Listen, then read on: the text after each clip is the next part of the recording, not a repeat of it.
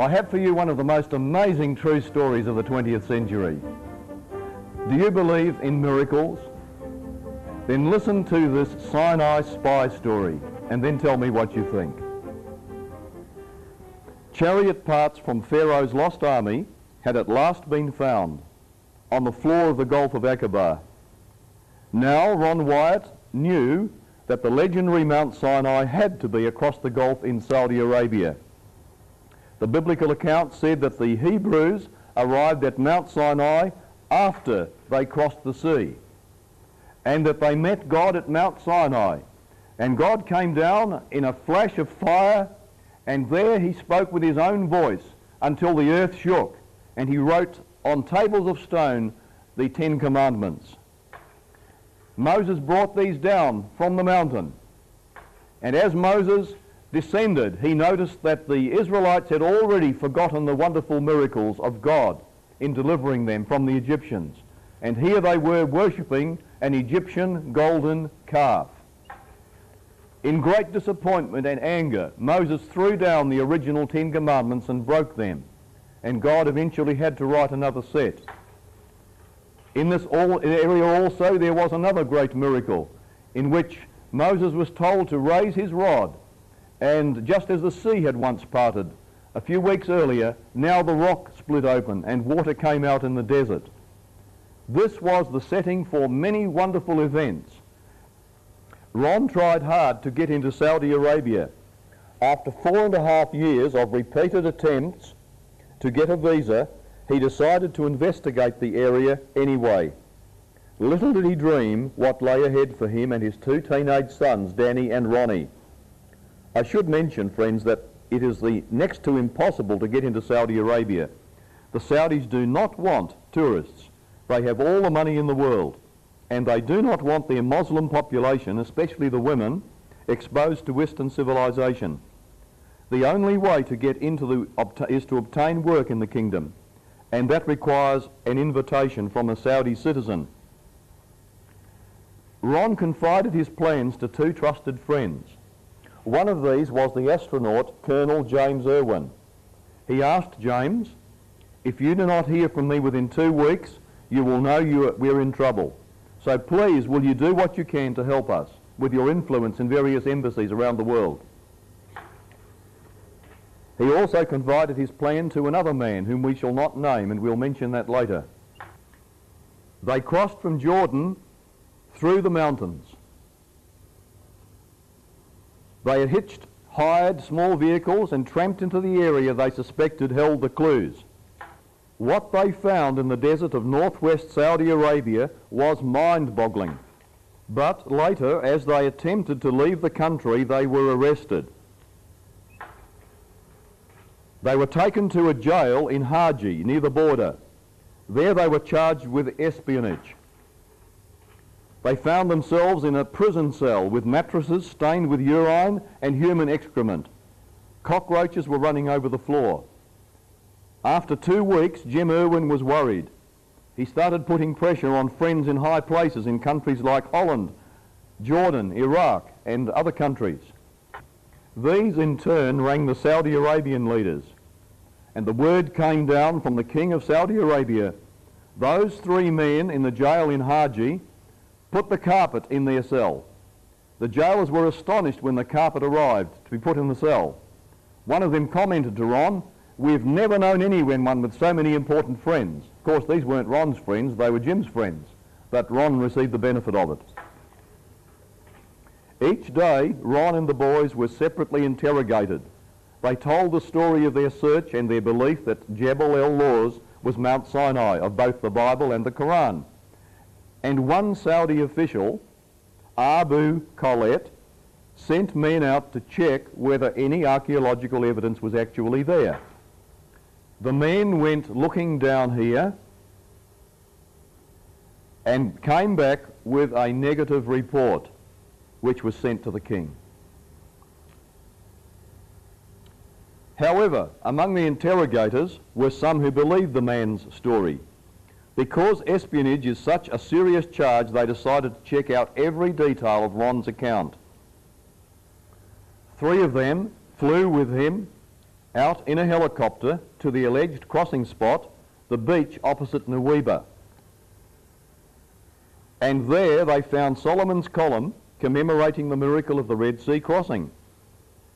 Here was concrete archaeological evidence that could not be ignored. Friends, the Saudis took many photographs of this.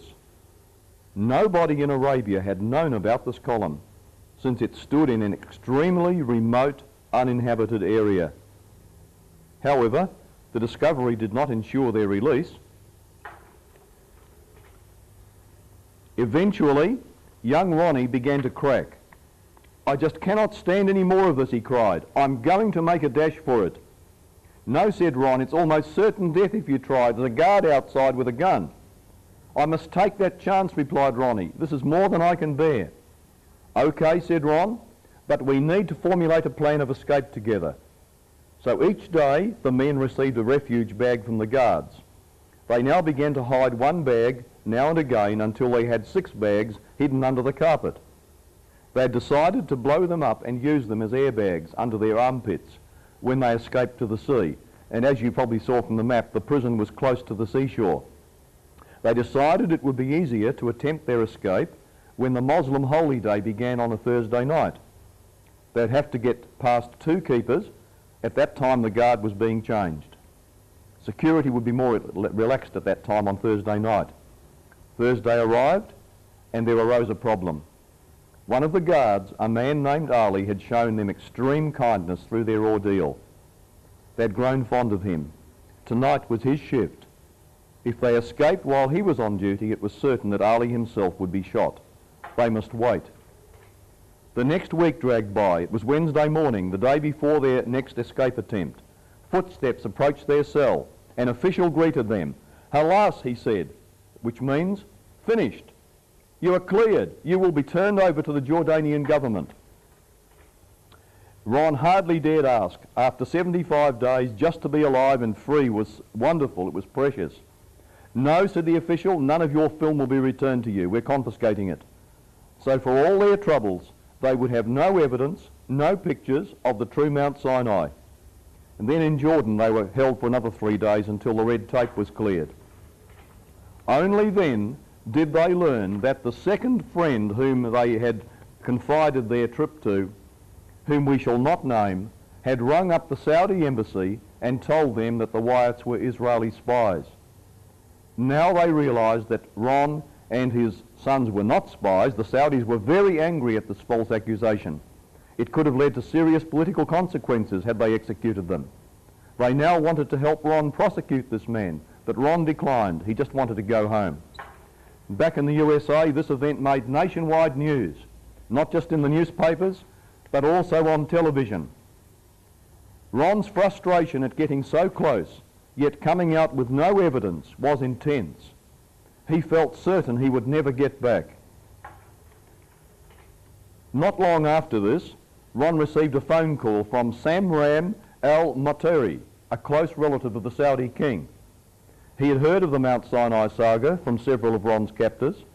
This prince lived in Tabuk, just 2 hours from the mountain. Ron and he could go back there, he said. "Ever since I heard about this mountain," Samran said, "I can't sleep, I can't eat. In fact, I cannot concentrate on anything, Mr. Wyatt. I have to see this for myself. I want you to help me." Soon Samran was on a plane to the US to meet Ron. For several days they discussed the matter. "I'm going to get you back into my country," Samran said. "Legally this time, Mr. Wyatt." "Why are you so interested in this mountain?" Ron asked him. And Samran replied, "I want to do something for my God. After all, Mount Sinai is a very important holy site for Muslims too. And honestly, Mr. Wyatt, the area of Jebel el-Lawz is so vast, I need you to find the exact spot." So on March the 31st, 1985, a contract was drawn up between Samran el-Matari, David Fasshold, who was there at the time with Ron, and Ron himself. Now, for a foreigner to enter Saudi Arabia, he must have a valid business agreement with a citizen of that kingdom. Then they flew from the United States to Tabuk in Saudi Arabia. With Ron giving instructions, they headed for the direction of Jebel El Lawz. After making some wrong turns, they became confused and decided to take a break. Soon a Bedouin appeared. "Can you direct us to Jebel El Lawz?" asked the prince. David recalls the Bedouin's reply, "Jebel Musa Henna." This means Moses' mountain is here. To think that local tradition recognised this as the correct place. Charged with renewed vigour, they now explored the whole area.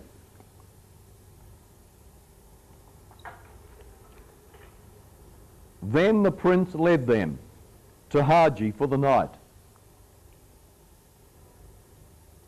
This was closer than driving all the way back to Tabuk. But Ron was nervous. It was in Haji that he had been imprisoned for 3 months. So early in the morning, they piled into the car and they headed towards Samran's house in Tabuk, a 3 or 4 hour trip.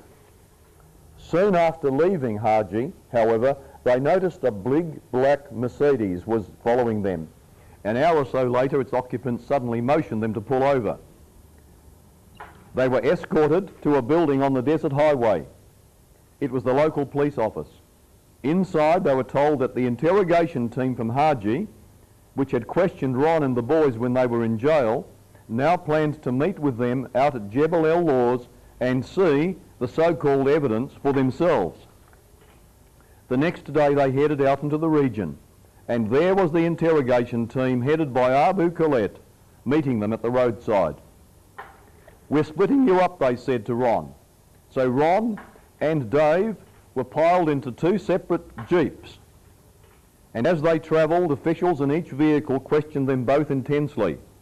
They appeared to believe that the men were there looking for treasure rather than for archaeological finds. They arrived at the site, and Ron, Dave and Samran showed them the altar with the Egyptian-style petroglyphs of cows and bulls. They showed them the altar at the base of the mountain, the tops of the 18-foot diameter columns erected 5 feet apart that had been built by Moses and mentioned in the book of Exodus. They showed them the marble columns and so on. All of those archaeological clues that are given in the book of Exodus were here, right around the mountain, about 20 of them. The interrogation team was shocked but pleased. All pleased except for one man, this man, Abu Khaled. It was he who had sent the previous report to the king that his men had found absolutely nothing there. Yet now he saw for himself that the entire area was full of archaeological evidence. Friends, in Saudi Arabia, an inaccurate report sent to the king is considered the same as lying to the king.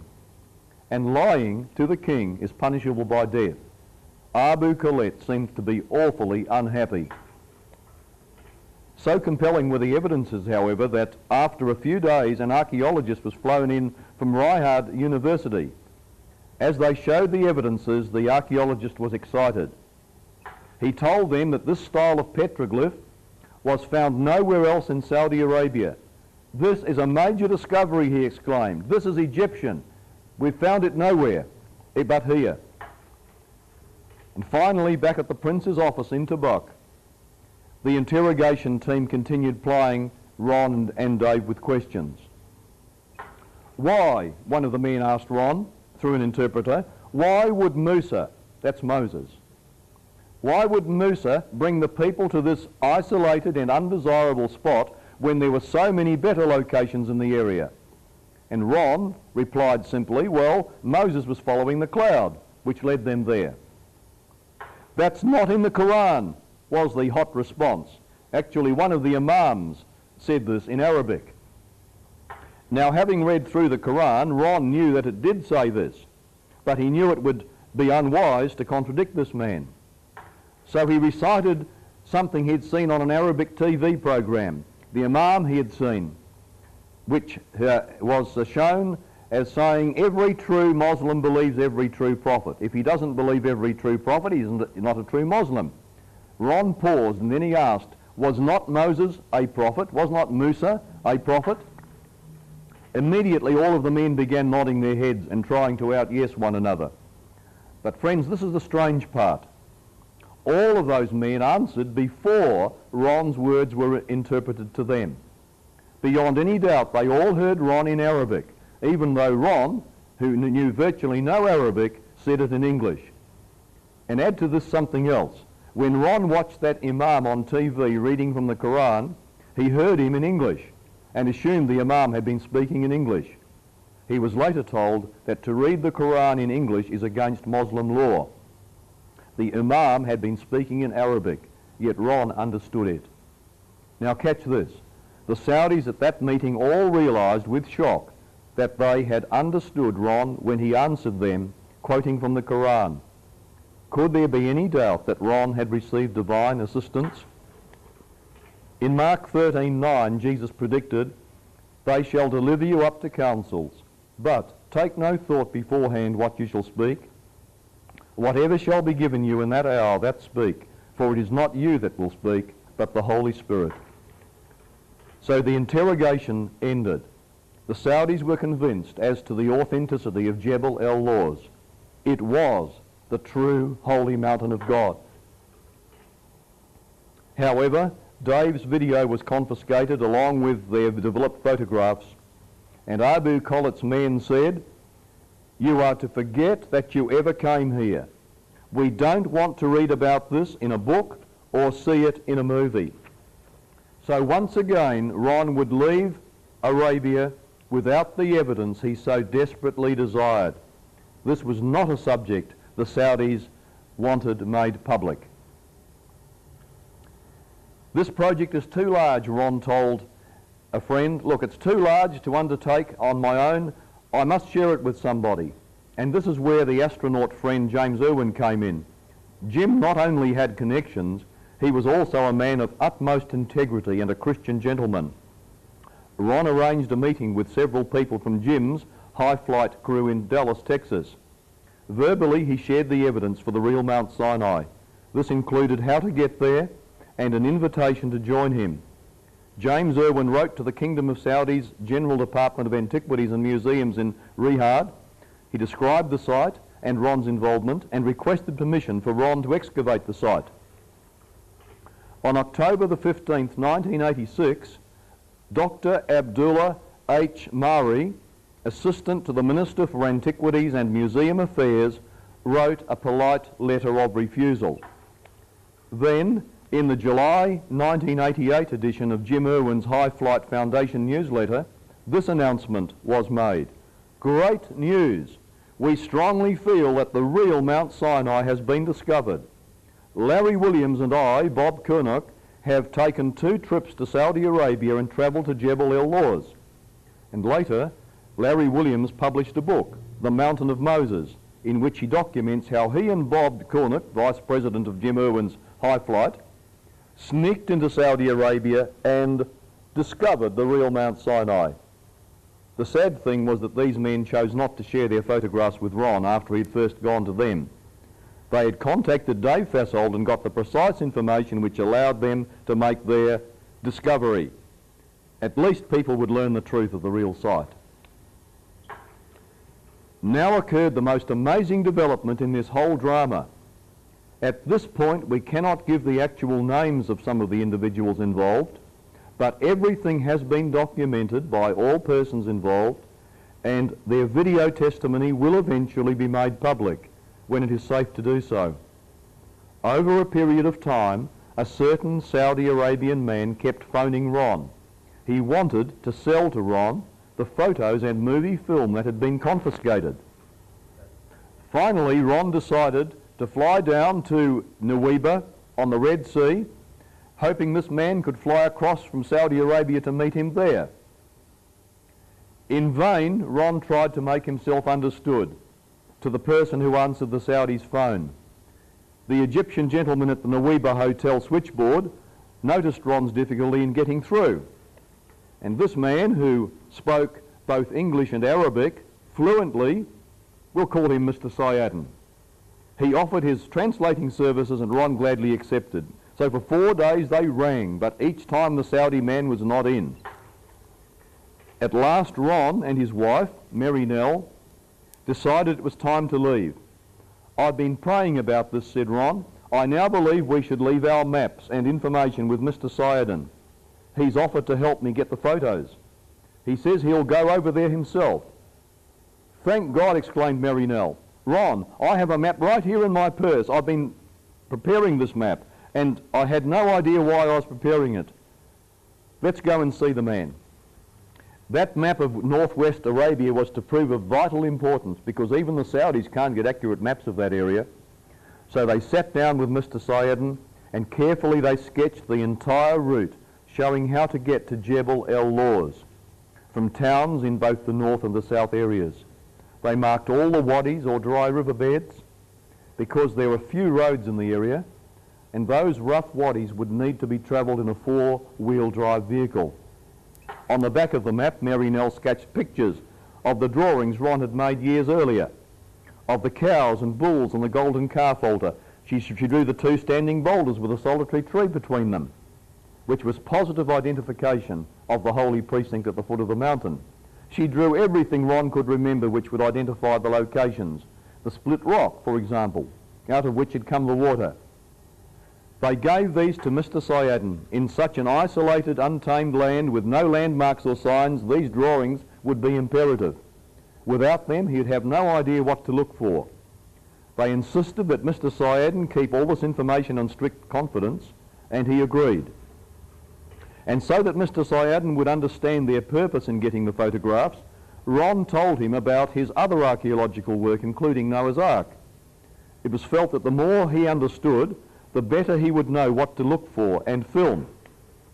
And to get Mr. Sayedin motivated, Ron offered to pay him a considerable fee and gave him $1,500 down payment.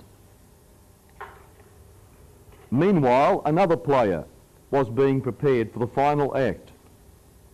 We shall call this man Abu Hesham. It's not his real name, but we want to protect his identity for the present time.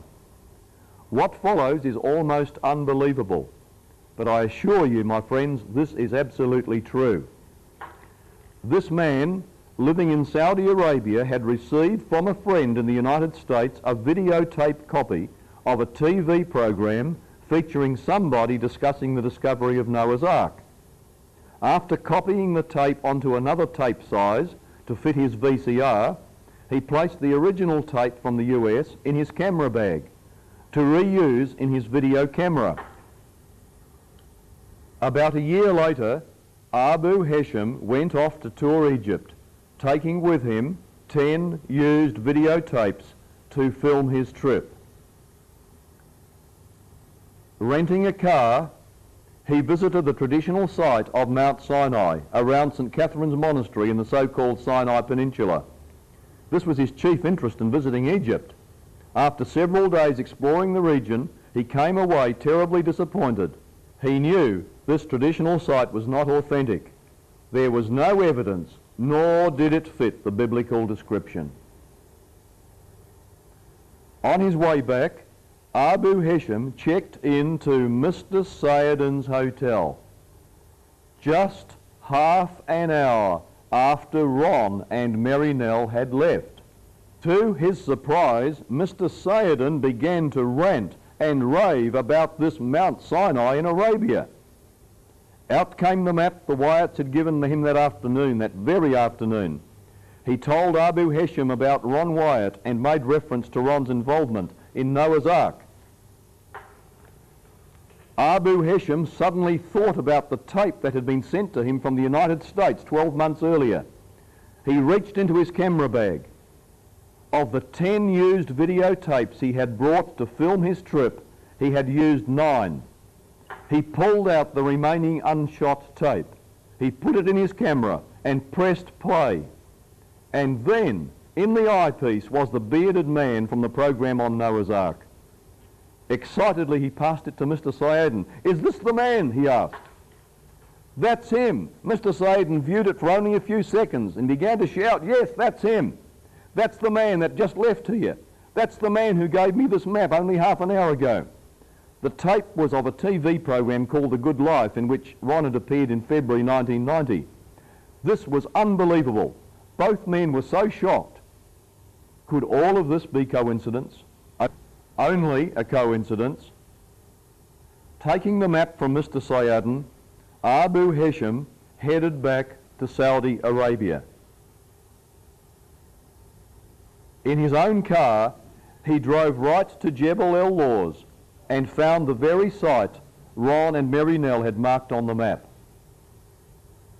Using the only videotape he had left, the one of Ron's TV program, he videoed and photographed everything possible.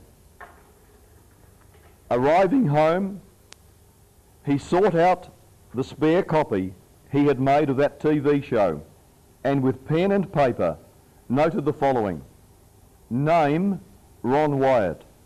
Address, Nashville, Tennessee. By coincidence, can we say again, a friend had just moved to America, and to what area of that big country but the very same town, Nashville. Abu Hesham rang him. Ali, he called, will you do something for me? Please find a man in the same town where you are called Ron Wyatt. Find him in the telephone book. Call him. Tell him to phone me here in Saudi Arabia immediately.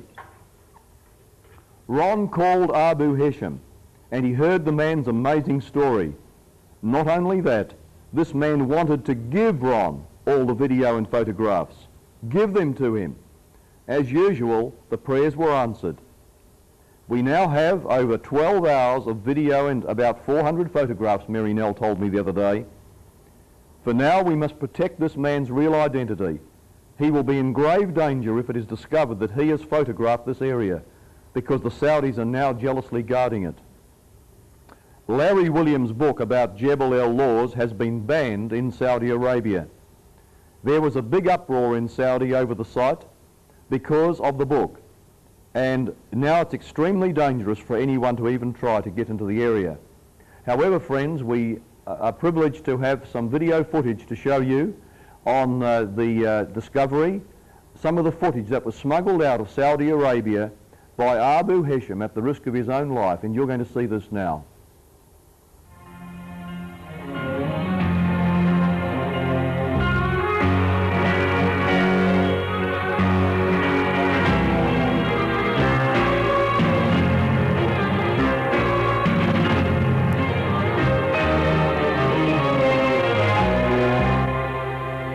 Mount Sinai, where the law was written by God's own finger. Finally, we can see this majestic mountain where God's own presence once rested. Jebel El Lawz in northwest Saudi Arabia. In Galatians 4:25, the Apostle Paul tells us, "For this Agar is Mount Sinai in Arabia." Exodus 19:18, "And Mount Sinai was altogether on a smoke, because the Lord descended upon it in fire." Could this blackened peak be the result of the consuming fire of God's own presence resting upon it?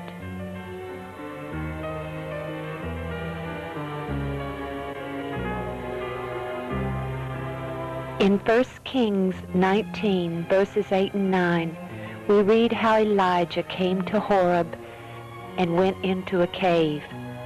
Here we see a very large cave just below the solitary tree which is between two massive granite boulders.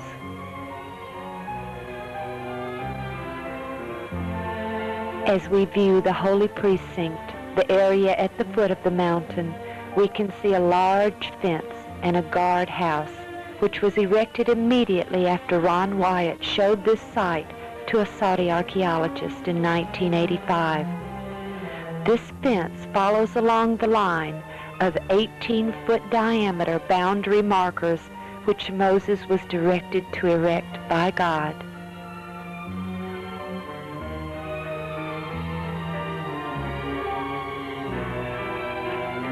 This sign by the guardhouse states that this is an archaeological site passed by royal decree, in that it is unlawful to trespass, subject to penalty.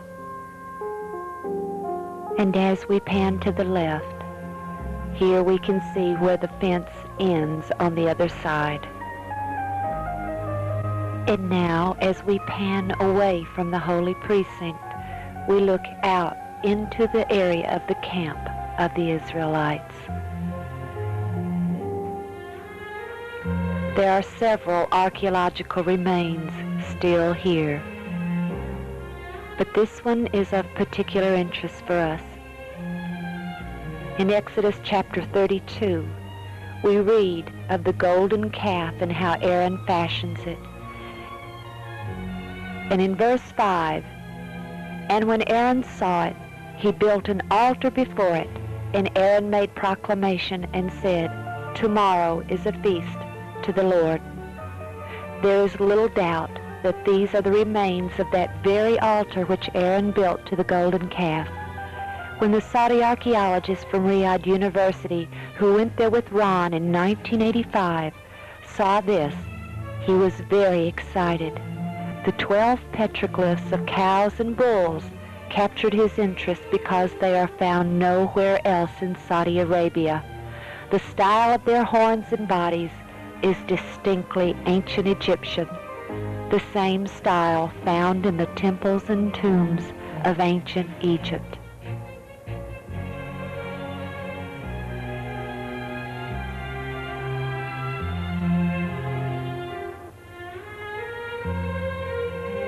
If indeed millions of people encamped in this area, we would expect to find artifacts.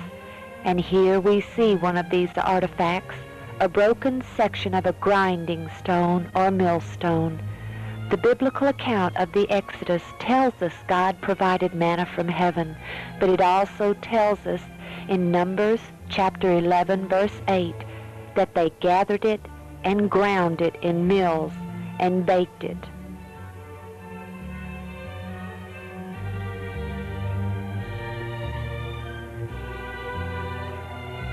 Unable to enter the holy precinct from the front and climb upon Mount Sinai, we now approach it from the backside, where the two large boulders with the solitary tree between them can be seen. Climbing the mountain here, we soon find ourselves on top of a large, sheltered plateau.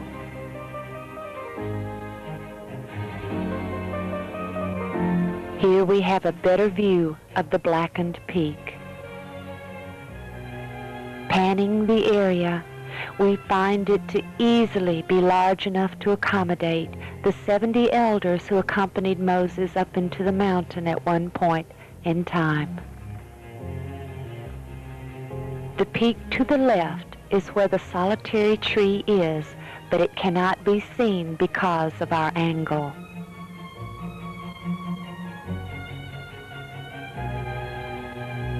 And just ahead, over that ledge, lies the holy precinct. Looking down, we see the fence which follows along the bounds set by Moses. And just beyond that fence is part of the camp of the Israelites.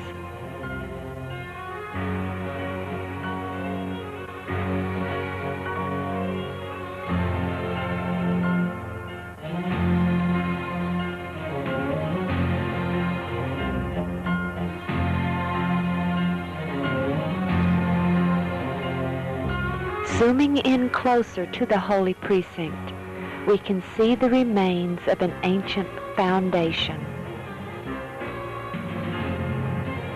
Could this be the remains of the first tabernacle which Moses removed to the outside of the camp after the golden calf incident? Exodus 33 verse 7, "And Moses took the tabernacle and pitched it without the camp, afar off from the camp, and called it the tabernacle of the congregation." And directly adjacent to this foundation are the remains of an altar built of stone. Exodus 20:25, "And thou wilt make me an altar of stone. Thou shalt not build it of hewn stone, Panning further, we stop to look at the tracks made by the Bedouins' trucks before the fence was erected. This gives you a better idea of the size perspective of the enormity of this area. And here we see the guard building, an archaeological sign which we saw earlier from the front. Returning back to the foundation we saw earlier, the camera begins to pan outward where we will be able to see the location of the altar to the golden calf. Exodus 32:19. And it came to pass, as soon as he came nigh unto the camp, that he saw the calf and the dancing, and Moses' anger waxed hot, and he cast the tables out of his hands and brake them beneath the mount.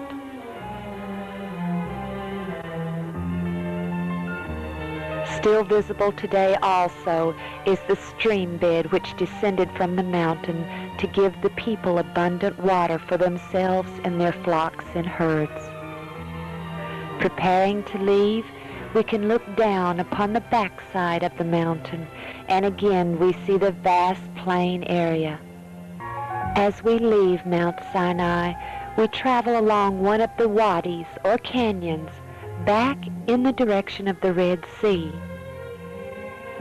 Arriving on the opposite side of this mountain, we find an area which fits the biblical description of Rephidim, the last encampment of the Israelites before they reach Mount Sinai. Exodus 17:6. The Lord tells Moses, "Behold, I will stand before thee there upon the rock in Horeb, and thou shalt smite the rock, and there shall come water out of it, that the people may drink." And Moses did so in the sight of the elders of Israel. This scripture continues to tell of the Amalek attacking the people, and of Moses standing upon a hill with Aaron and Hur holding up his arms. Again, we can see that there is certainly enough area for a great battle to take place here. But the most incredible evidence for this site is the giant split boulder upon a hill with evidence that large streams of water flowed from it. The rocks still display the erosion pattern of tremendous amounts of water descending from this rock.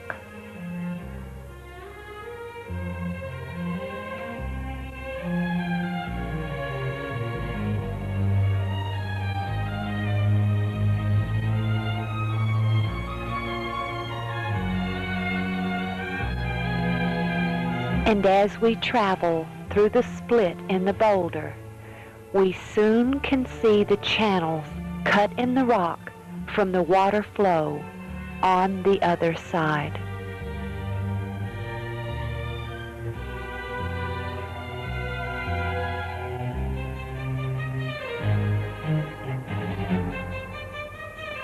And panning outward, we can see these channels continue out into the plain. After the battle, when Israel had defeated the Amalekites, the Bible tells us that Moses did something.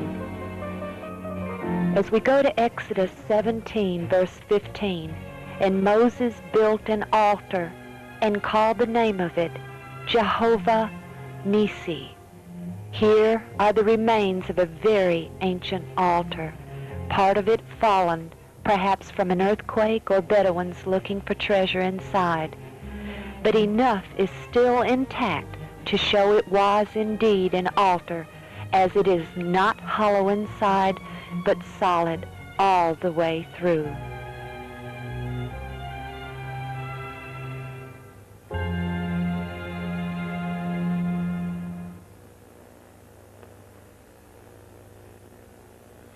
Panning to the left, we see the position of the altar and the rock at Horeb just a few hundred yards away,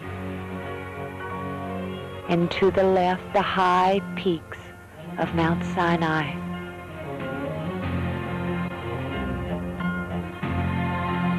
Also present here are some of the circular dwellings of the Israelites.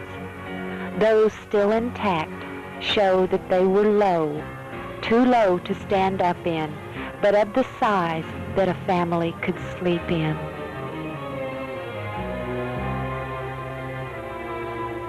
We now leave Rephidim and the rock at Horeb, which can be seen here, and proceed in the direction along this wadi towards the Red Sea.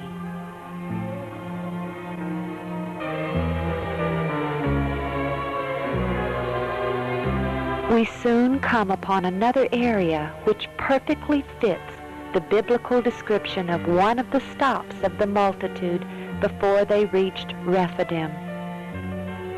Exodus 15:27. And they came to Elim, where were 12 wells of water, and 70 palm trees, and they encamped there by the waters. The Saudis have recently walled up the wells to prevent debris from falling into them.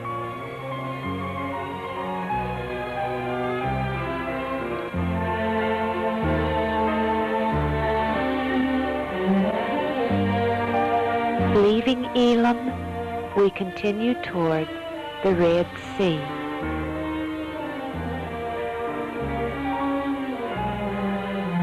And just up ahead, we can barely see the Gulf of Aqaba. As we continue our approach, the wadi or canyon seems so narrow from afar, but now it can be seen to be large enough for the vast multitude to have traveled through.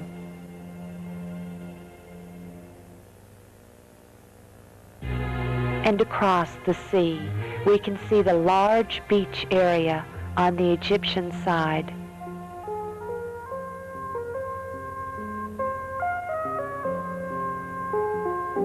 Just as the beach on the Egyptian side is certainly large enough to accommodate several million people, here we can see that this beach also contains a tremendous plain.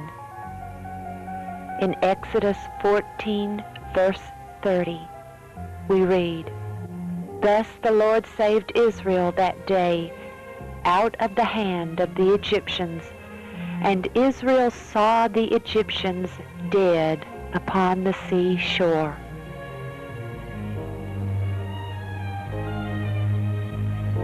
In 1984, when Ron and his sons were imprisoned here in Saudi, Ron directed his captors to this beach in a helicopter, where he showed them a Phoenician-style column on this beach with inscriptions in archaic Hebrew that said that King Solomon had erected this column in honor of Yahweh to commemorate the crossing of the Red Sea on dry land. Today, all that remains there is this marker noting the location of that column, and while we do not know where they have taken it, we feel sure it is protected and will be located soon. As we look out into the sea, we can see the end of the tongue of the underwater land bridge, and that it leads across to this very beach just beyond where the column once rested.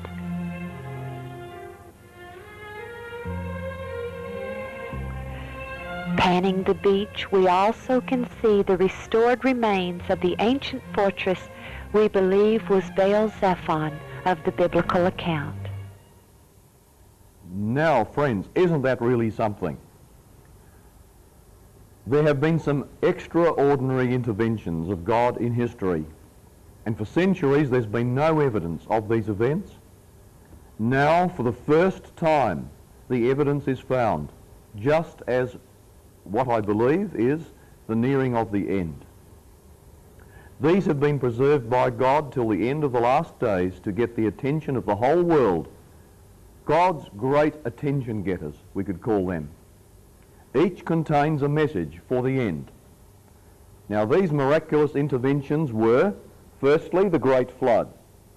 Jesus says in Matthew 24, 37 to 39, that this is a sign for the people living just before Jesus returns. So is it not appropriate that the evidence for this should be found very close to this time? The second great intervention was Sodom and Gomorrah. Jude 7 tells us that it's a sign for the people living at the last times.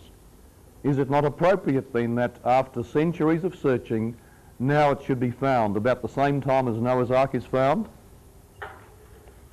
The third great intervention was when God brought a superpower with its great pompous king to its knees, the world's mightiest army, in a battle in which not one of the other side died.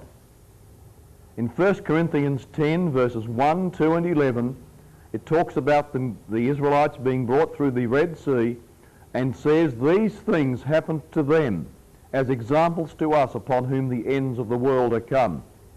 Is it not appropriate then that as we near this time again of history, that like Noah's Ark, like Sodom and Gomorrah, so the site of the Red Sea crossing now comes out to the sight of the world? The fourth great intervention was when God himself came down on a mountain and before a whole nation of people spoke and gave on everlasting stone his 10 great words, the 10 commandments. We'd certainly be better off if we took notice of those today, instead of our homes being armed fortresses and violence on the streets. If respect for God's laws was evident in our community, we'd be a much safer and happier place. But interestingly, in Hebrews 12, verses 18 to 21, and also verse 26, it tells us that at that time when God did this, he then shook the earth. But he says here that this time, just this once, I will not just shake the earth, I will shake the heavens also.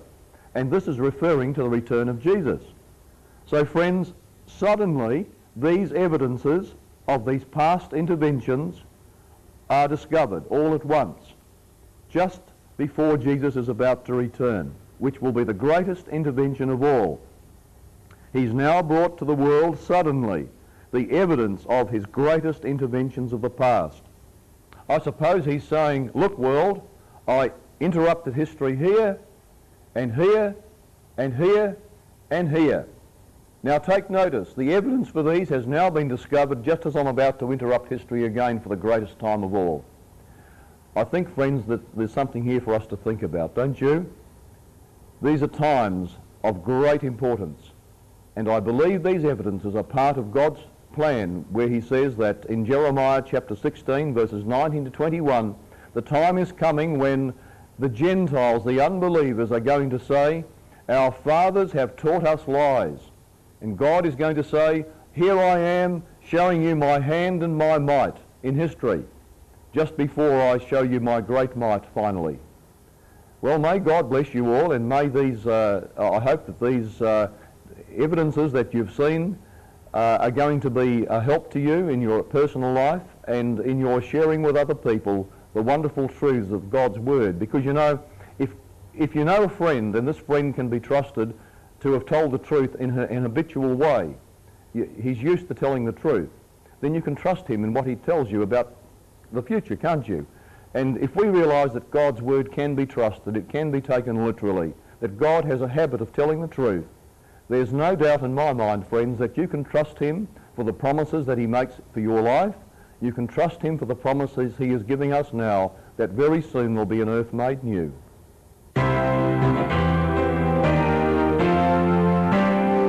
Well, friends, if you want some more information on these subjects, here is Dead Men's Secrets. This is a book which involves the result of 12 years' research in over 30 countries around the world. It deals with the secrets of the ancient races and lost technology. And from the ocean floor, from the depths of the jungles of the Amazon, from the under the sands of the deserts around the world, very surprising things are being found by archaeologists, which we don't hear very much about. And there's an interesting pattern worldwide to a very high civilization in the past. Now, this book's available by contacting myself, and you'll find, I'm sure, many hours of wonderful adventure in discovery in this book, Dead Man's Secrets. Now there's the Ark Conspiracy. This deals with two subjects. As a matter of fact, the main subject, of course, is Noah's Ark. And the research, the scientific evidence, the arguments of the critics are dealt with one by one, and also the story behind the Ark discovery. This whole book really is more of a story than anything, although it does give out the scientific evidence. The story of the murder attempt, yes, believe it or not. The phone tappings, the betrayals, and also the wonderful miracles. The miracles that took place that showed there was more than a human hand involved in this whole matter. It's a fascinating story. Even people who don't read books normally have expressed the fact that they've enjoyed this, and they can't put it down until they've finished it. That's the Ark Conspiracy, the story of Noah's Ark. Now, for those of you who want more information on the Red Sea crossing, there's a couple of chapters about this here. The discoveries on the bottom of the sea, the Red Sea, Pharaoh's lost army, and also the secrets of the desert of Sinai in Arabia, the story of the discovery there. It's all told here in the Ark Conspiracy. There's another little book here which I haven't mentioned before, and this is Sting of the Scorpion. You know, the ancient civilizations believed that a dragon representing, or a serpent representing the devil, had taken control of the world. They also believed that a virgin's baby would fight the serpent, defeat him, and bring life, peace and happiness back to mankind. And the old star names and the star pictures that they drew were not at all invented to tell people's fortunes. No, far from it. They told the story of this drama. And later on, of course, astrology took over, and people have quite a wrong idea of why these star signs came about. This gives you the archaeological evidence for the original understanding of a gospel story that was known by the ancients and written on their star maps. Now, we also put out a newsletter quarterly, and so many people have expressed interest in knowing what's going to continue happening that we put out this newsletter. Here's just a couple of the issues. We have updates on all the discoveries we're involved in, plus other discoveries from the South Pole to the North and everything in between. Discoveries of ancient giants, discoveries of ancient technology, certain world events that have very great significance to us today. It's very, very interesting. We keep on updating information from these other books as new information comes to light. And the $25 subscription to this per year, it's a quarterly, helps to pay for our expeditions as well. So if you want to know more, if you want to help us as well, then the newsletter's one way. Thank you. You've been watching a presentation by Jonathan Gray in the Surprising Discovery series. To receive regular newsletters, to inquire about available publications, or to book Jonathan as a speaker at your church fellowship or community group, write to Jonathan Gray, Post Office Box 3370, Rundle Mall, Adelaide, South Australia 5000.